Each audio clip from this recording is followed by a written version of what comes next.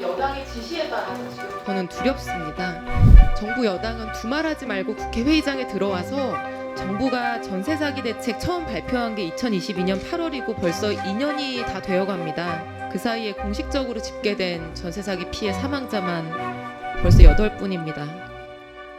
30대 피해자께서 유서에 이런 말씀을 남겼습니다. 정부의 대책이 너무 실망스럽다.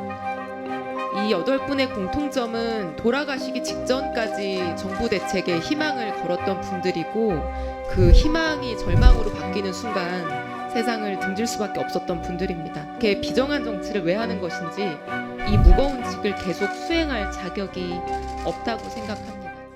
네, 오늘 전세 사기 대책에 대한 현안 보고를 받기로 한 날인데요. 정부도 여당도 이 자리에 참석하지 않았습니다. 아주 착잡한 마음입니다. 정부가 전세 사기 대책 처음 발표한 게 2022년 8월이고 벌써 2년이 다 되어갑니다. 그 사이에 공식적으로 집계된 전세 사기 피해 사망자만 벌써 8분입니다. 모두 20대, 30대, 40대 피해자분들이었습니다.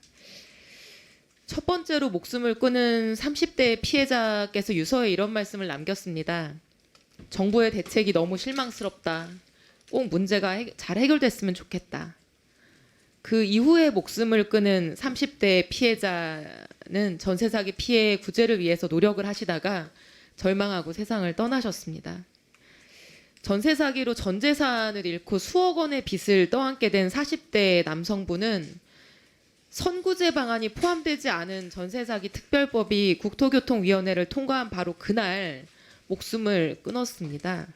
그리고 바로 지난달 1일에 목숨을 끊은 38세였던 8번째 피해자는 정부로부터 피해자 인정을 받지 못해서 불안해하면서 발을 동동 굴렀고 절망감에 새벽에 목숨을 끊은 그날 같은 날 오후에 뒤늦게 피해자로 인정 통보를 받았습니다. 정부가 하루만 빨랐다면 이분은 살릴 수 있었을 거라고 생각을 합니다. 이 8분의 공통점은 돌아가시기 직전까지 정부 대책에 희망을 걸었던 분들이고 그 희망이 절망으로 바뀌는 순간 세상을 등질 수밖에 없었던 분들입니다. 지금 이 순간에도 정부 대책에 희망을 걸고 있는 2만 명, 3만 명이 넘는 피해자들이 국회만 바라보고 계십니다. 지금 이 국토위 회의만 그분들이 지켜보고 계십니다. 이 절망에 가장 큰 책임이 있는 여당은 상임위원장을 자신들에게 달라고 하면서 불참하고 있고요.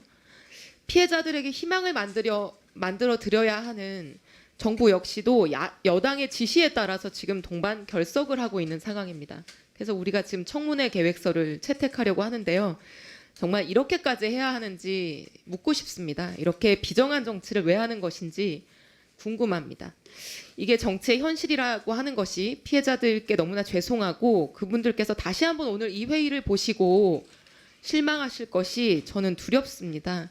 정부 여당은 두말하지 말고 국회 회의장에 들어와서 피해자들께 사과하고 대안을 제시하고 구제 법안을 심의하십시오. 그렇지 않을 거라면은 이 무거운 직을 계속 수행할 자격이 없다고 생각합니다. 이상입니다.